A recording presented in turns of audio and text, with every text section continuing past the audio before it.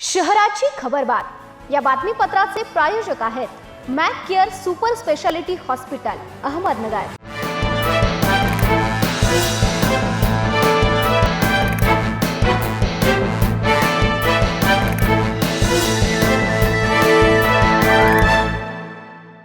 प्रेक्षको नमस्कार, मी दिशा न्यूज 24 सह्याद्रीमध्ये तुमचं स्वागत। पाहूया अहिल्यानगर शहरातील महत्त्वपूर्ण बातम्यांचा आढावा शहराची खबरबातमध्ये।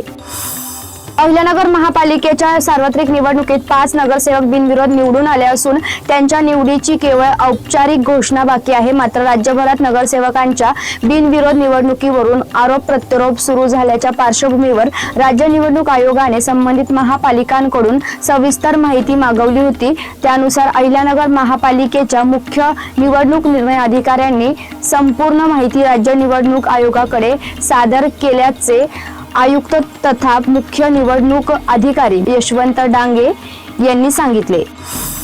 शेअर बाजारात गुंतवणूक करा, IPO मध्ये पैसे टाका, 10 ते 20% ट्रेंडिंग नफा आणि IPO मध्ये थेट 100% रिटर्न अशा गोड शब्दांच्या आमिषाला बळी पडून अहिल्यानगर शहरातील एका डॉक्टरला तब्बल 1,60,00,000 रुपयांचा गंडा घातल्याची घटना समोर आली आहे। सोशल मीडियावरून चालणाऱ्या आर्थिक फसवणुकीचा हा केवळ एक नमुना आहे। गेल्या वर्षभरात अशाच प्रकारचे गंभीर गुन्हे सायबर पोलीस ठाण्यात दाखल झाले असून कोट्यावधी रुपयांची रक्कम सायबर गुन्ह्याच्या घशात गेली आहे।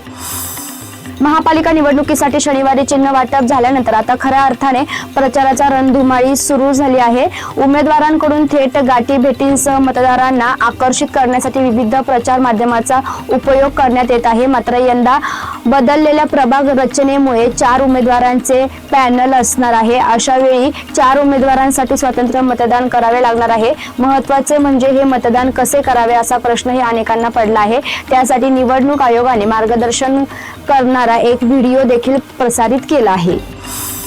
अहिल्यानगर महापालिकेच्या सार्वत्रिक निवडणुकीसाठी प्रचाराला जोरदार सुरुवात झाली असून पहिल्याच 2 दिवसात विविध राजकीय पक्षांनी सभा पदयात्रा चौक सभा धडाका सुरू केला आहे। महापालिकेत आदर्श आचारसंहिता कक्ष स्थापना करण्यात आला असून या कक्षामार्फत प्रचारासाठी आवश्यक परवानग्या दिल्या जात आहेत। आचारसंहिता कक्षाकडून आतापर्यंत शहरातील विविध भागात होणाऱ्या प्रचार पदयात्रा चौक सभा व कोपरा सभांसाठी एकूण 50 परवानग्या देण्यात आल्या आहेत। तसेच शहरात लावण्यात येणाऱ्या 35 मोठ्या होर्डिंगनाही परवानगी देण्यात आल्याची माहिती परवानगी कक्षाकडून देण्यात आली आहे। सोशल मीडियावर माजी नगरसेवक समद खान यांच्या बाबत पोस्ट टाकल्याच्या रागातून एका युवकावर शस्त्राने जीवघेणा हल्ला केल्याची आणि बंदुकीचा धाक दाखवून धमकी दिल्याची घटना मुकुंदनगर येथे शनिवारी रात्री 11:30च्या सुमारास घडली आहे। अब्रार मुख्तार शेख असे जखमी युवकाचे नाव आहे। त्यांच्यावर खासगी रुग्णालयात उपचार सुरू असून त्यांनी दिलेल्या जबाबावरून भिंगार कॅम्प पोलीस ठाण्यात रविवारी गुन्हा दाखल करण्यात आला आहे। शहराची खबरबातमध्ये आपण इथेच थांबतोय, मात्र तुम्ही पाहत राहा न्यूज 24 सह्याद्री।